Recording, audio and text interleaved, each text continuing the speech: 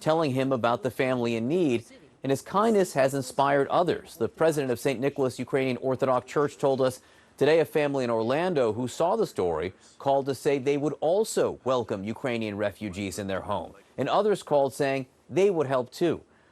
Plus, the mother, Irina, told Randy about today that she and her family have been invited to the Cooper City community meeting next month, and a neighbor has set up a GoFundMe page for Irina and her family. The link to that page is right there on the screen. The news continues, so let's hand it over to Wolf Blitzer and CNN Tonight. Wolf. John, thank you very much. I'm Wolf Blitzer. This is CNN Tonight. We want to welcome our viewers here in the United States and around the world. Is Vladimir Putin now arresting some of his own aides over frustration with his faltering invasion? Are some of his own forces sabotaging his efforts to conquer Ukraine? There are more indications tonight of growing tensions, not only within the ranks of Putin's army, but within Putin's own inner circle. Here's President Biden today on what he's hearing. He seems to be, I'm not saying this with a certainty, he seems to be self-isolated, and there's some indication that he has fired or put under house arrest some of his advisors. But I don't want to put too much stock in that at this time because we don't have that much hard evidence. That followed a question about whether Putin's being misled by about the war by some of his own defense officials, something U.S. intelligence and the Pentagon, for that matter, seem to corroborate. And as this barbaric invasion drags into its 6th week, British intelligence now says some Russian forces are actually refusing to carry out orders, sabotaging their own equipment, or accidentally shooting down their own planes as morale keeps sinking on the front lines. And on those front lines, Russian forces do remain in positions around Kyiv. They are still bombing the capital, even though the Kremlin said this week it would dramatically scale back its offensive there. President Biden also addressed that. Depending on your view of Putin, I'm a little skeptical. It's an open question whether he's actually pulling back and going to say, I'm just going to focus on the Donbass and I'm not worried about the rest of the country. The idea is pulling all the troops out from around Kyiv and moving south. There's no evidence that he's done that. The northeastern region of Kharkiv is coming under a very heavy shelling over the past 24 hours. There's also heavy shelling in the Donbass region of eastern Ukraine, where Russia is now shifting much of its focus. Talks between both sides are scheduled to resume tomorrow, but Ukraine's fight for freedom goes on tonight with some words of encouragement from President Zelensky. They said 3 or 5 days. They thought that this would be enough for them to seize our entire state, and it's already 36. And we are standing, and we will continue to fight until the end. All right, let's go live to CNN's Fred Pleitgen. He's joining us from Kyiv right now. Fred, so what's happening there tonight? Hi there, Wolf. Well, the battle for Kyiv certainly continues tonight. There was a big missile strike that actually took place fairly close to the center of Kyiv. But at the same time, the main battles for this city took place and are taking place towards the northwest. And there's a district there called Irpin, and that's where the Russians tried to push through all the way to the center of the capital. And that's also where the Ukrainian forces made a stand and are now pushing Russian forces back. That place is extremely dangerous. Residents can't go back there yet. However, we did make it into Irpin today, and here's what we saw. There is no safe way to get into Irpin. The only feasible route is on the back of a police special forces pickup truck on dirt paths. But even here, the earth is scorched after Russian troops shelled the trail. Ukrainian forces are taking us into this area on back roads because they say taking the main roads is simply much too dangerous. They want to show us the damage done when Russian forces tried to enter Kyiv. Ukrainian authorities say this is still one of the most dangerous places in this war-torn country, and we immediately see why. We are driving right towards an area engulfed in smoke from artillery shelling. This is where Russian forces tried to push into Ukraine's capital, but were stopped and beaten back by the underdog Ukrainians. The battles here are fierce. Authorities say 50% of the city has been destroyed, To us, that number seems like an understatement. We have to keep moving quickly because this place can get shelled anytime.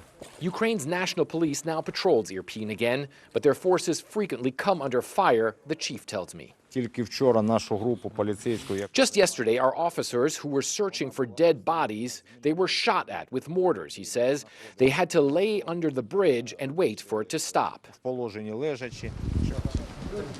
But the grim task of finding and taking out the many dead continues. More than 24 on this day alone. Some have been laying in the streets for weeks and can only now be removed. When Russian forces invaded Ukraine, they quickly advanced on the capital, Kyiv, all the way to Irpin. Here, the Ukrainians stood and fought back. Vladimir Putin's army controlled large parts of Irpin, and the battle laid waste to much of this formerly wealthy suburb. And this was the epicenter, where we find burned-out Russian trucks and armored vehicles. So this is the area where some of the heaviest fighting took place in Irpin, and as you can see, that there was a Russian armored vehicle which was completely annihilated. We do have to be very careful around here because there still could be unexploded munitions laying around. We meet Volodymyr Rudenko, a local resident who says he stayed and took up arms when the Russians invaded.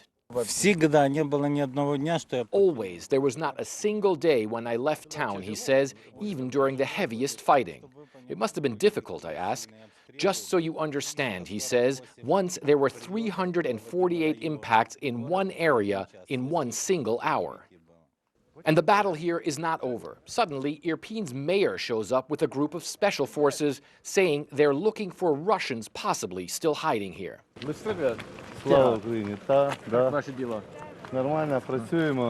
I ask him how it's going. We're working, he says. There's information that there are 2 Russian soldiers dressed in civilian clothes, but with our group, we're going to clean them up.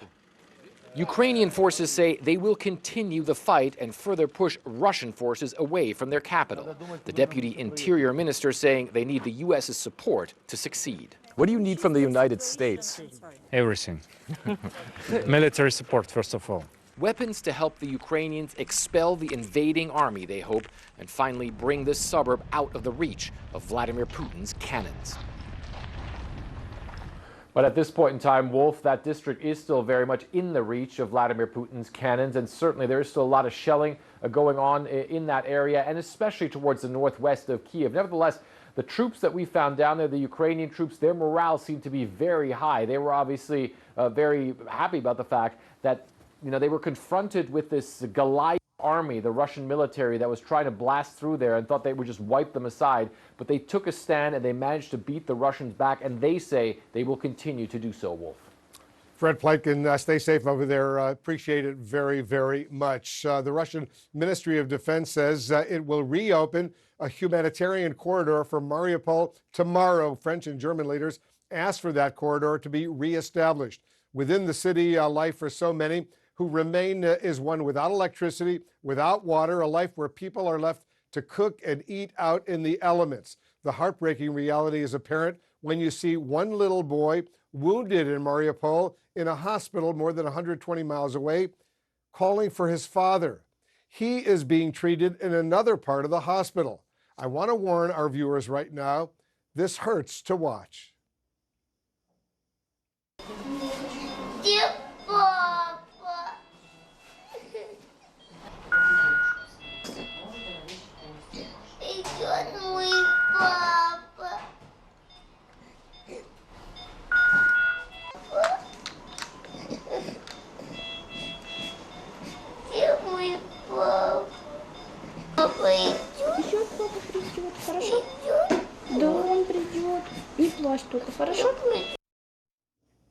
So heartbreaking to look at that.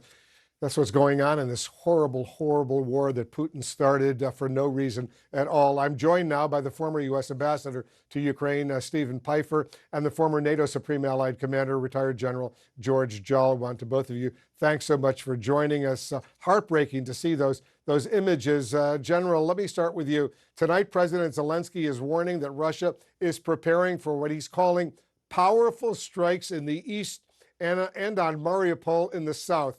What are you watching as this war enters now week 6? Well, I think it's very important that we not get too over enthusiastic about that somehow the war is over. We've entered another phase.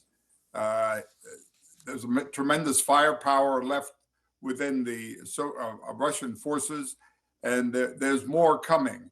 I think we're very prudent now to stay alert, and I know that the Ukrainians are going to stay alert. I just hope that we in the West will also stay alert to what may happen next, and that may be a large attack by artillery, by mortars, by all kinds of bombs and aircraft that could really do a lot of damage in Kyiv.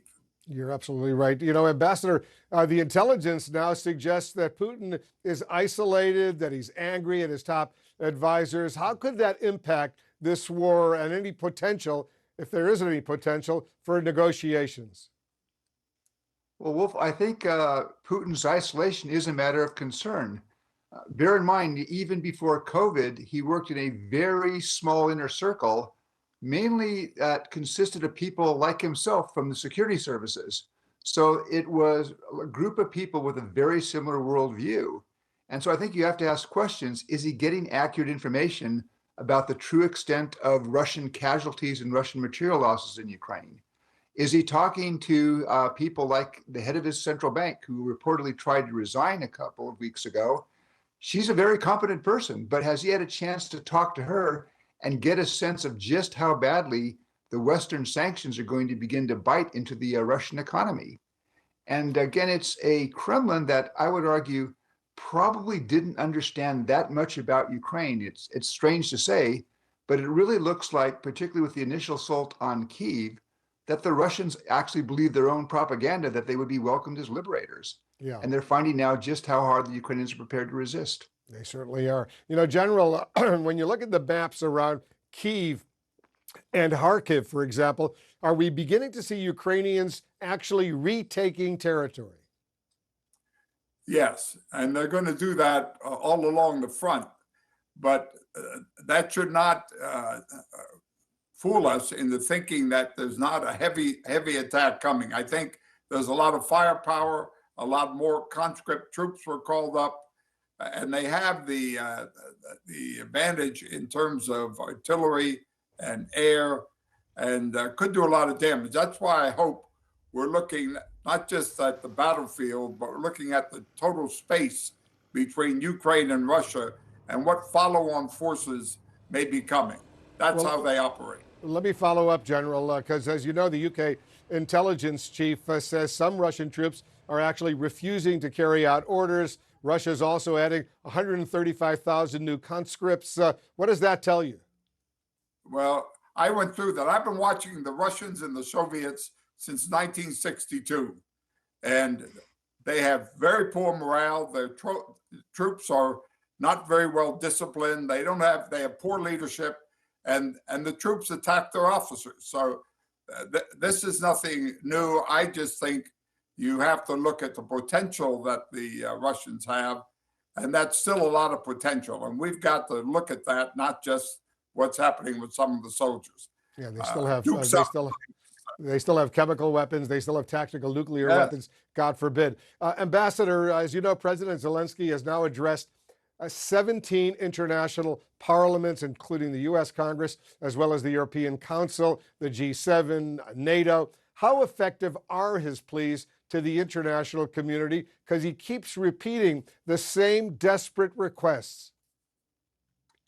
Well, remember, Zelensky, before he became president, was a television and movie actor. And I think he knows very well how to get a message at his audience. So my sense is that he's been very effective when he addresses Western parliaments and when he addressed the Congress. And what he's trying to do is build continuing support. There has been a burst of Western support for Ukraine. So I believe now something like 30 countries around the world are providing either defensive assistance or military hardware, including lethal weapons to the Ukrainians. He needs to sustain that. The West needs to keep that flow of weapons flowing to Ukraine so that the Ukrainians can do what they've been doing for the past 5 weeks, which is defending their country. And they're defending their country far more effectively than the Russians believe they would. Well, you got to give the Ukrainians a lot of credit. Ambassador Pfeiffer, General Jalwan, thanks to both of you very much for joining us tonight. Coming up, we're going to take you live to Odessa, and I'll be joined by one of the few Ukrainian parliament members who can travel abroad while her country fights back home. She just met with key lawmakers here in Washington on Capitol Hill. Is Ukraine's plea for more help getting anywhere, though, with Washington? We'll have much more on that when we come back. This is the result of one single blast. 3.3 million Ukrainians have now fled this country. You don't have to go far to find a family who has been displaced. We just heard an air raid siren ring out. We run down to cover. It is hard to imagine life returning here. In Kiev, Dnipro, Poland. This is CNN.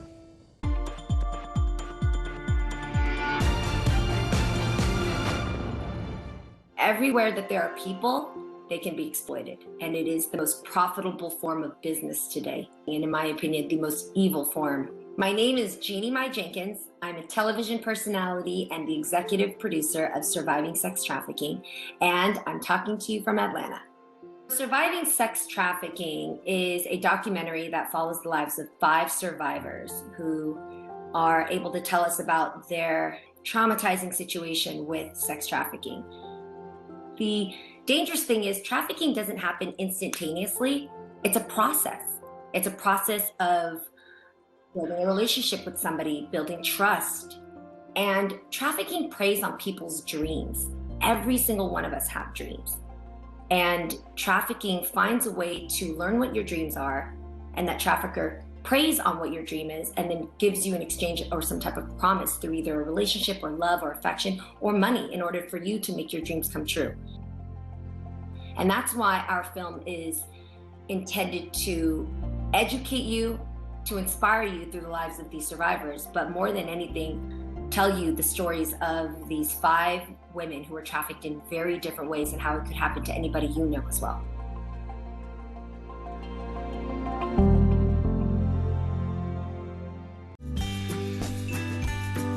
Whether you live in a big house or a small apartment, you can grow at least some of your own food. And not only will the food be fresh and nutritious, but studies show gardening has mental health benefits too. If you've got a windowsill or just a sunny corner, you can grow herbs year-round. Lettuce is easy to grow in containers, and soon you'll be eating your own homegrown salads. Tomato plants also do well in pots, and a strawberry pot can add curb appeal to a stoop or patio and provides antioxidant-loaded berries. One important tip, if you're only gardening in containers, make sure you use potting soil and not regular garden soil. The potting soil allows air and water to circulate better. And if you are lucky enough to have outdoor space, a raised garden bed allows you to pack a small space full of nutritious fruits and veggies.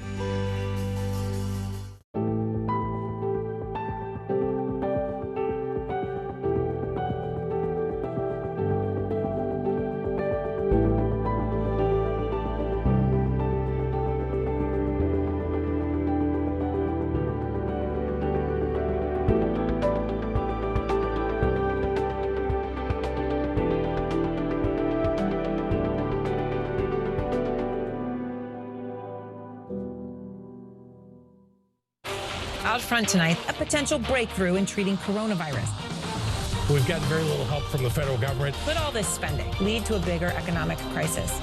One of our viewers saw you last night on the show. She says she's going to pay your rent this month. Shut up. I want to go now to an incredible story of survival. Would you do it all again in terms of being a nurse, knowing that that could put you at risk for this? I want to help people more than I ever have. Erin Burnett out front on CNN.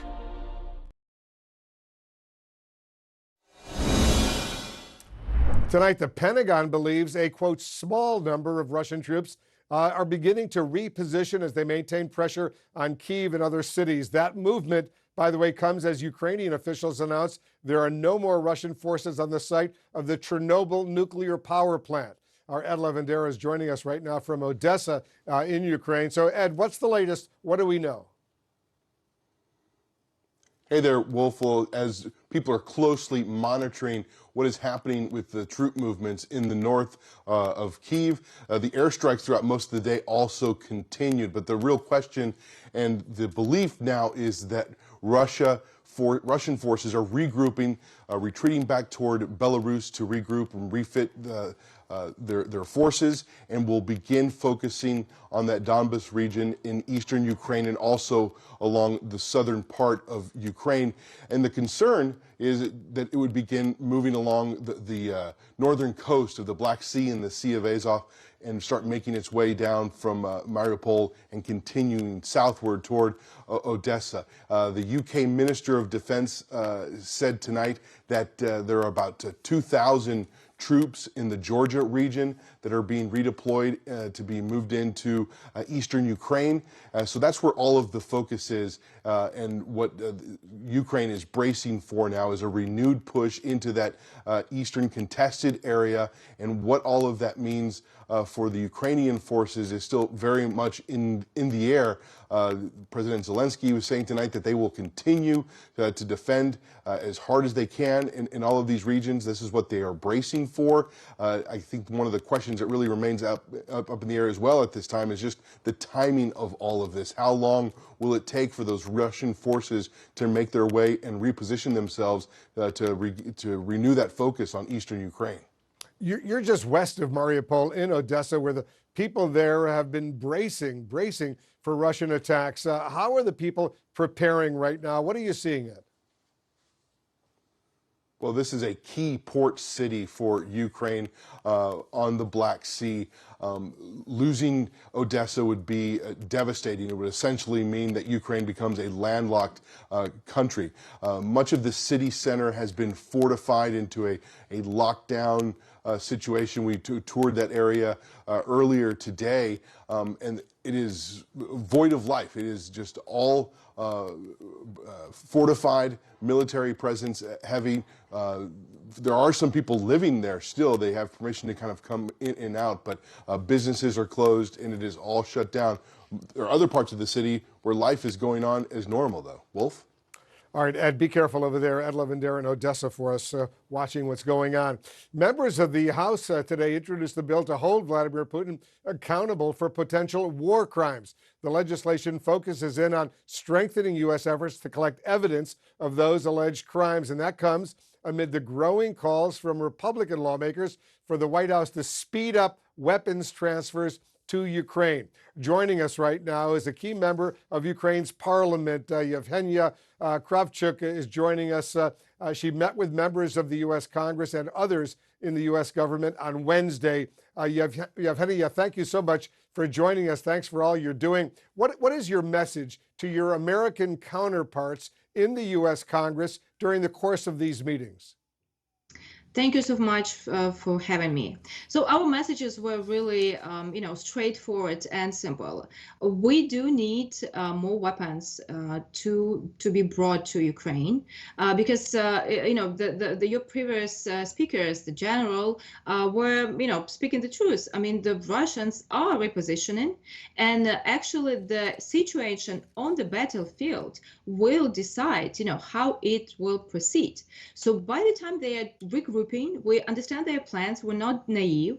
We totally understand what they do. We do need to give, additional strength to our army, because we really are standing for 36 days. But this bravery cannot be with bare hands, and we are really thankful for those weapons that were already shipped to Ukraine. And our fighters are doing a very good job with javelins, with Stingers. I mean, they shot a missile with a Stinger. That's probably first time in ever it was done. But we do need some more heavy weapons to deblock the cities like Mariupol.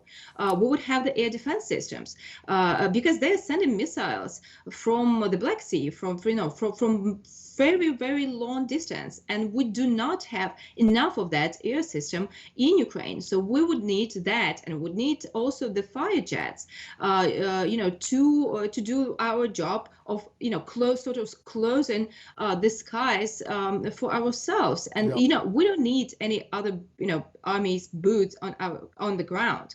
We're doing that ourselves. I mean, there are queues to go to military, to join the defense units in different cities, and we have proven that we can fight and we can counterattack. And what's been happening in Kyiv region, and you showed this piece about with the policeman in Kyiv region, and it just breaks my heart because my husband is in Kyiv region. He is head of one of the police departments, and I hadn't seen him for more than a month because he has to stay there all the time.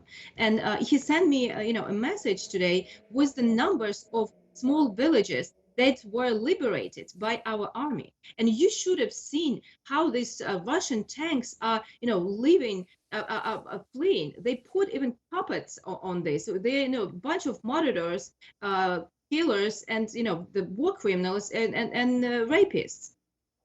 Today it's interesting, Yevgeny.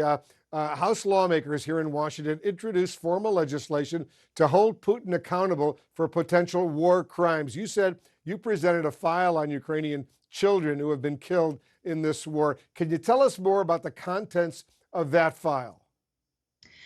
This is the most horrible file I ever, read in my life.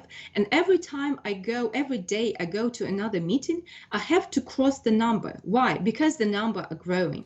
Right now, it's 148 children killed, but the number is much higher. We do not have these numbers, for example, from Mariupol, and it can just go, rapidly in 2 or 3 or 5 times more, because we cannot, get that. And this file contains pictures and the stories how these kids were killed. And I totally don't understand what is the difference between kids in Mariupol, in Kharkiv, in Kyiv, and kids in other countries, in different capitals, in Washington, in Berlin, in Paris. The morality does not have to end with NATO borders. And we're right now not fighting a war between Ukraine and Russia. We're fighting a war for democracy, for all these pillars. The United States as a country stays. I mean, I've been a foreign exchange student in the United States when I was 15 years old. I know, the values, I've seen how you chase the terrorists after 9/11. I was here during 9/11. I saw what you did with terrorists. Well, guess what? Russia is country terrorist. The Putin is war criminal, and he needs to be stopped. Unless if he's not stopped, he will go further, and we will lose the whole security architecture the world have been building after the World War II. It's very essential. There's everything at stake for us. That's why we fight so fiercely, and we will fight till the end, until the victory. Yevgeny Kravchuk, thank you so much for all you are doing. Thanks so much for joining us. Good luck to you. Good luck to all the people in Ukraine. And thank you for American people for supporting us. That's very, very precious for us. I know you're grateful to all the support you're getting from around the world. We're going to have much more coming up on the fight for Ukraine just ahead, but there's also, this has been a very important day for the January 6th Select Committee here in Washington. The panel got to hear directly from Jared Kushner, the son-in-law of the former President Trump. He's the first member of the Trump family to testify, and there's now word he volunteered information. We have a key committee member will join us. There she is, Zoe Lofgren. We'll discuss when we get back. This is CNN. More people get their news from CNN than any other news source.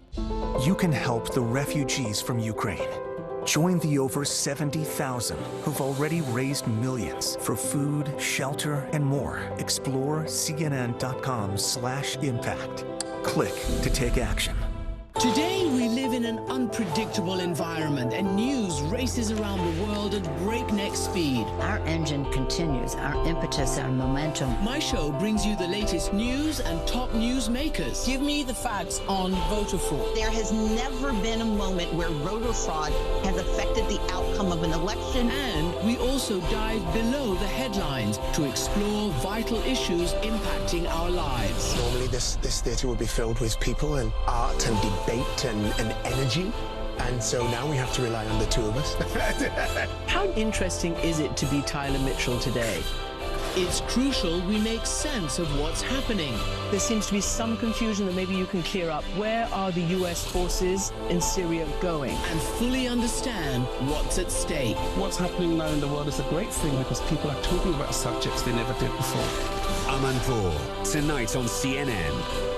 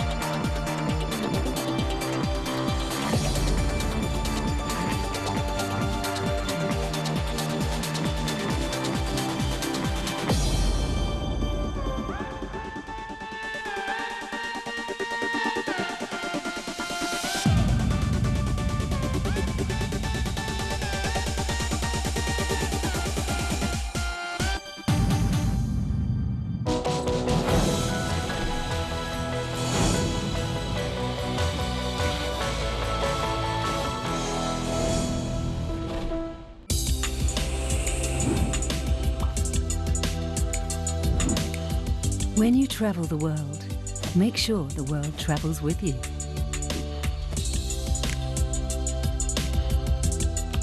Check in, log on, and get connected with all of the latest developments at your fingertips. CNN Partner Hotels, connected to your world. We live in such a fast-paced world where the news has been so relentless. Historic events have happened one after the other. I think that you need that daily appointment with viewers around the world to try and sort through the news of the day. What's important? Why does it matter to me? How do I put it all in context? We follow the news as it happens and where it happens. And then we also take a step back to walk the viewer through the day's news. That is the mission of Hala Garani tonight. This is CNN.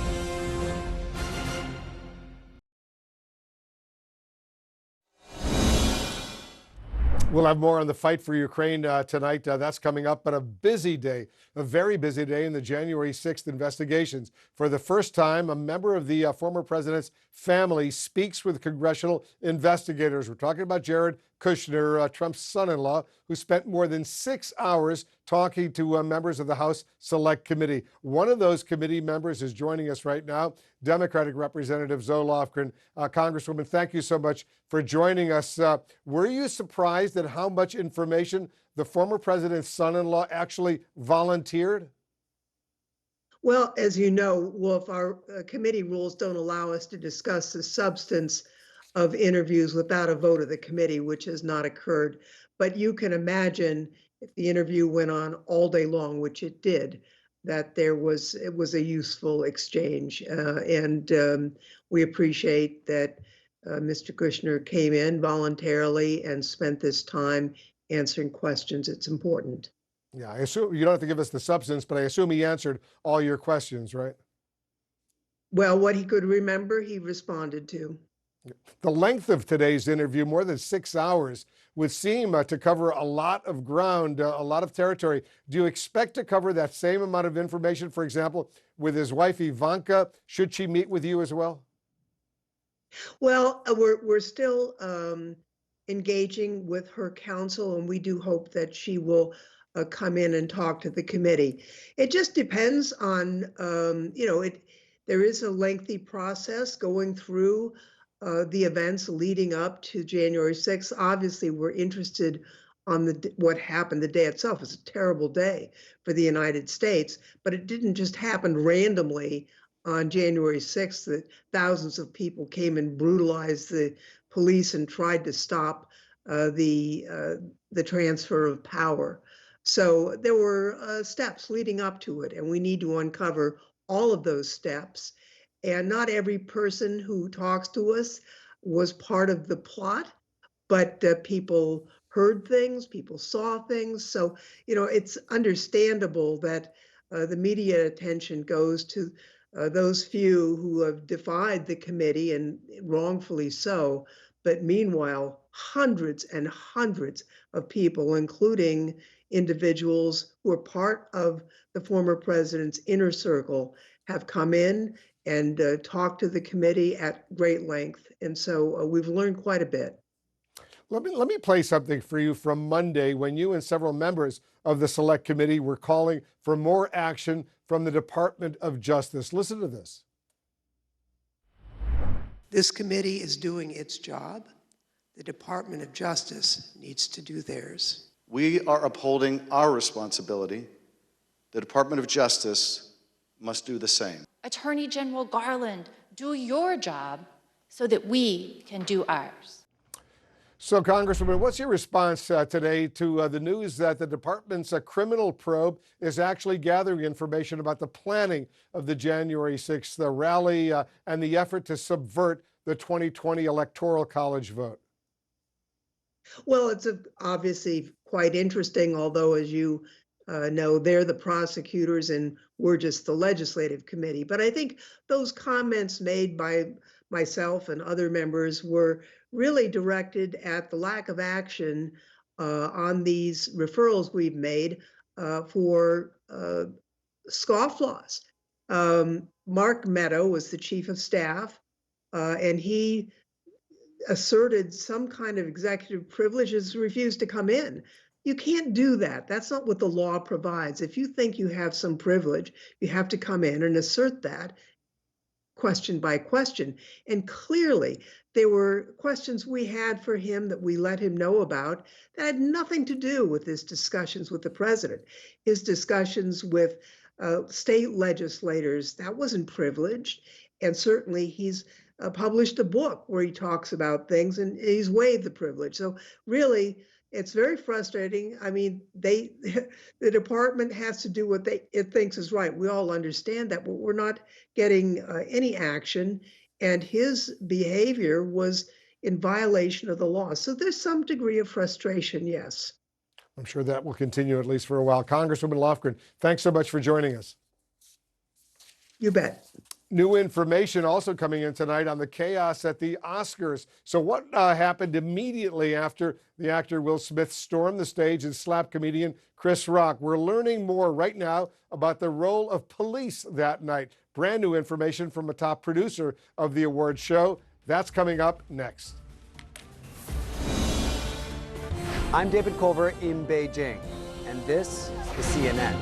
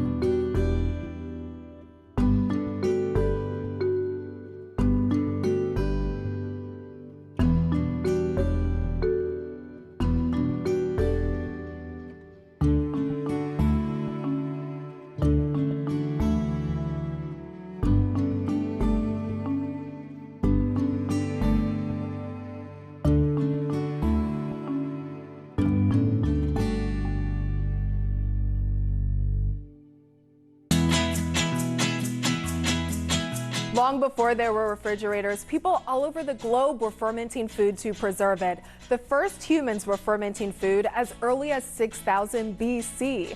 Fermentation usually results in strong and slightly sour flavors. And that fermentation process also produces lots of good bacteria or probiotics that can be good for your gut. A healthy gut helps you digest food better and absorb nutrients more efficiently. So what are some of the foods to add to your diet? Kefir is a liquid milk beverage that has less sugar than yogurt and contains about 3 times more probiotics. And kombucha tea is a fermented black or green tea which has the same health benefits as tea with an added dose of probiotics and yeast. Try 2 popular fermented cabbage snacks. Sauerkraut is great added to a sandwich, or try some kimchi, a popular Korean dish.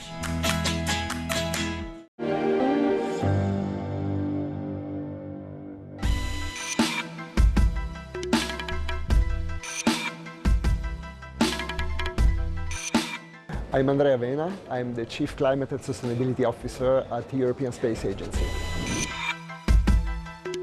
The great responsibility that ESA has to be responsible is linked very much to the fact that since decades our programs are contributing to the understanding of climate change. Our satellites are contributing to the climate variables that are used by scholars and scientists all over the world to identify what are the hotspots for climate change. Therefore, we feel accountable. We know what is the situation, and therefore it is very much important for ESA to be on the leading edge for fighting against climate change. As the sun sets in Seoul and Shanghai, deals are signed in Dubai, and Europe is already in play. New York prepares to make its first move. I'm Julia Chatterley, host of CNN's First Move. I'll speak to newsmakers, risk takers, and the ultimate game changers. Bold moves, big deals, winning trades. It's all right here. Make CNN your first move. First Move with Julia Chatterley today. We'll have more for you on the war in Ukraine coming up shortly. But first, we're learning more tonight about what happened behind the scenes after that infamous slap at the Oscars. The ceremony's producer, Will Packer, spoke to ABC News earlier this evening. He revealed that the Los Angeles Police Department told Chris Rock it was prepared to arrest Will Smith for battery. They were saying, you know, this is battery was the word they used in that moment. They said, we will go get him. We are prepared. We're prepared to get him right now. You can press charges. We can arrest him. They were laying out the options. And as they were talking, Chris was being very dismissive of those options. He was like, no, I'm fine. He was like, no. And even to the point where I said, Rock, let him finish. The LAPD officers finished laying out what his options were.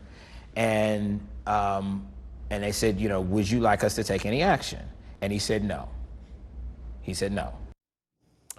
Chloe Melas is in Boston, where Rock continues his comedy tour this evening. Chloe, you've got some new reporting on Will Smith meeting with Academy leadership earlier this week. What can you tell us about that? Yeah, so I learned this afternoon from a source who told me that on Tuesday, Will had a 30-minute Zoom meeting with Academy leadership, Wolf, and he apologized to them once again, the first time during his Academy Awards acceptance speech Sunday for Best Actor after he slapped Chris Rock. And the source said that, look, the Academy leaders, they heard him out, they listened to him, and then they told him there are going to be repercussions for what you've done. Now, the Academy released a statement yesterday saying that they have given Will Smith 15 days notice, and that on April 18th, that is the day that they will announce what their internal investigation has revealed, what they've decided to do next. Who would have been the final decision maker on whether Will Smith should stay or go? Was it the Oscar producer, Will Packer? Look, I mean, we're going to learn more tomorrow morning on Good Morning America when we get to hear the full interview with Will Packer. I mean, it is fascinating. We know that Academy leadership was seated all over the Dolby Theater, but we do know that they did come to some sort of a consensus, at least the top brass, that Will needed to leave. They told his publicist, a source told me, to tell him, and we've seen photos behind the scenes of Denzel Washington on one side and a team member of Will on the other. Perhaps it was in that moment that was photographed, telling him, you know, firmly that they asked him to leave. And that's when Will said, no, I'm not going to leave. And, you know, according to this source, they simply ran out of time before the Best Actor category was announced. But in their statement yesterday, they said, look, in hindsight, Wolf, they wish they could have done something differently. We've heard Wanda Sykes, one of the Oscars hosts from last weekend, come out and say he should not have been allowed to stay. She agrees with the consensus that it was wrong and he should not have been able to stay and accept the award. Do we know if Smith and Rock have been in touch since the incident? According to Chris Rock, no. During his 10 p.m. show last night, after I spoke to you, he told the audience, despite what you've heard, no discussions have taken place. That's in reference to Diddy saying that they had squashed things after the award show last weekend. All right, Chloe Melas, excellent reporting. Thank you very, very much. We turn back to Vladimir Putin's war on Ukraine. Just ahead, the most innocent refugees, babies like this one, not even born when the invasion began. You're going to learn about the heroic efforts of one mother, plus the sounds of solidarity, the music that is as powerful as any tank or missile.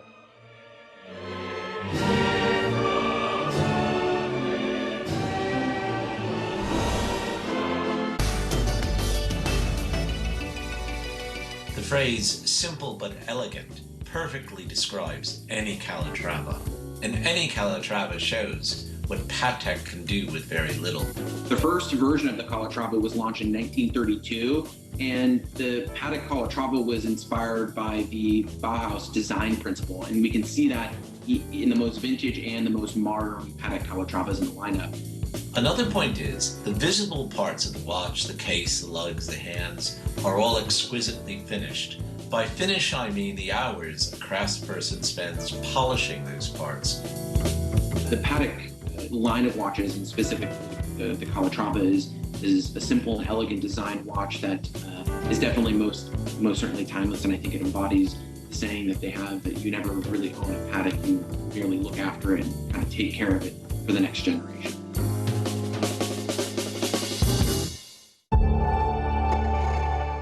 Redwood Materials is a sustainable battery materials company.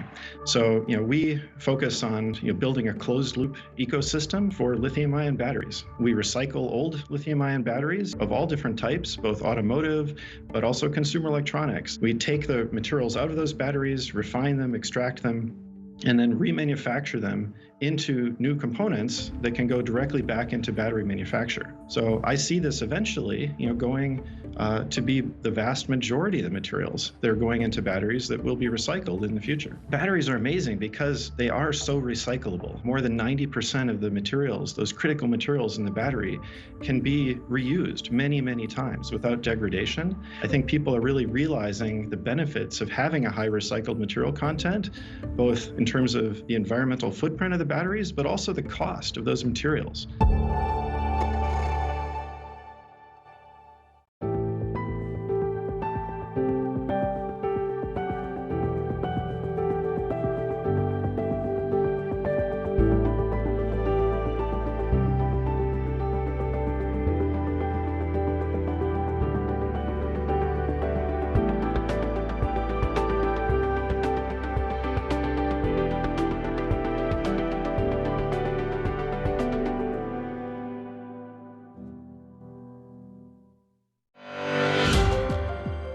At Garnier, we are investing a lot in green sciences. We think this is the future, green tech and biotech that really allows us to bring performance and innovation for the consumer whilst being more sustainable. And I really believe this move is going to happen across the industry, in beauty, but also outside of beauty, because at the end of the day, it's one of the solutions, to the climate crisis. Because for a long time, people, we talked about greenwashing, we talked about communication. But in the end, what you're saying is that companies are moving more towards actual technologies that are going to allow them to be green in a way that is both profitable and good for the consumer. Yeah, green is a very serious topic, and it's all about science and delivering performance. And you're right that sometimes, people were referring to greenwashing, but we can prove people with the science and how we actually do things and improve the footprint of our products with very clear numbers. And this is really, I think, the big challenge for us and the whole industry. Connect the world with Becky Anderson. It all starts here. Changing, fighting, creating, connecting. Real news that shapes our world. Getting perspective on this region from this region. Places that many of us know, but few of us get to see. It all starts here. And that's why we're here, bringing you the world from our Middle Eastern hub. Connect the World with Becky Anderson, today on CNN.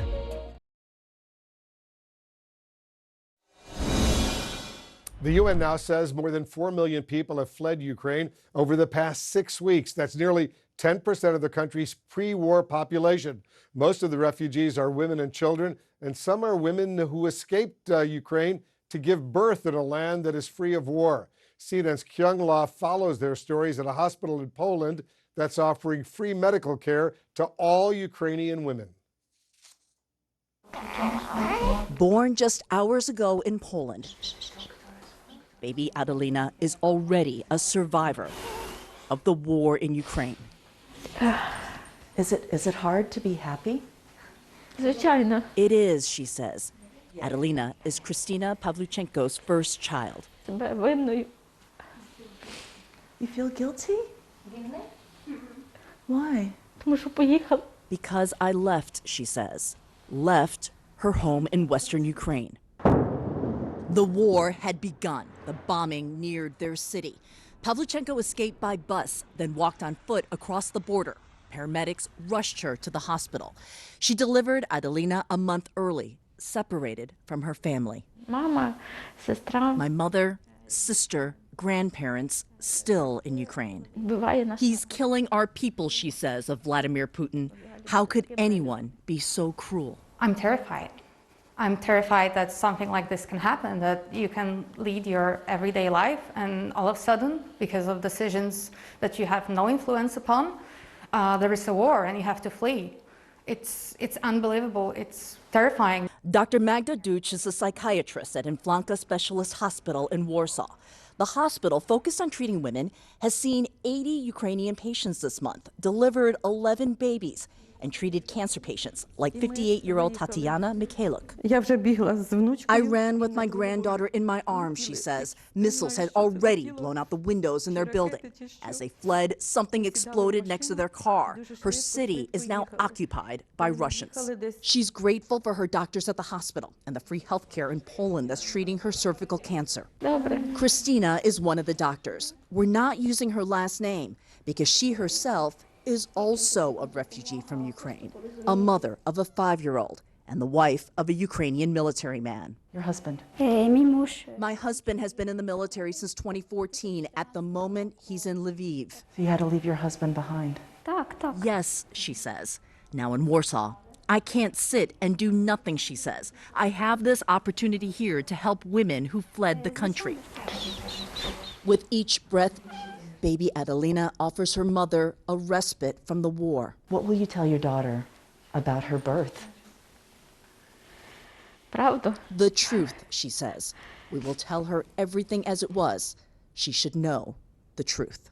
All the Ukrainian patients you've seen in this story, the health care is being covered by the government of Poland, including all the care once they leave the hospital. And they're not alone. 197 Ukrainian children have been born in Poland since this war began. Wolf? Thanks to Kyung La. Kyung, thank you very much. Kyung's in Poland. Despite all the hardship in Ukraine, there are glimmers and sounds of hope. Here are just a few of those moments from my new show on CNN Plus, The Newscast.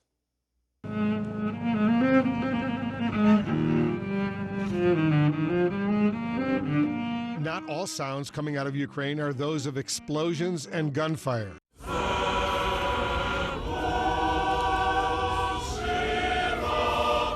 There are also sounds of strength, voices of determination. The resilience in the ruins.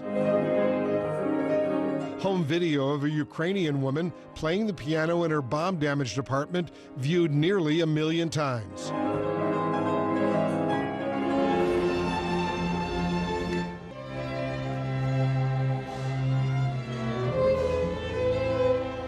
A concert given in a subway station in Kharkiv that's now serving as a makeshift shelter. One woman who listens says the music is like a ray of hope in this dark kingdom of war. Refugees crossing into Poland greeted by a piano man for peace. That man who traveled from Germany to be there said maybe he could soften Vladimir Putin's heart with music.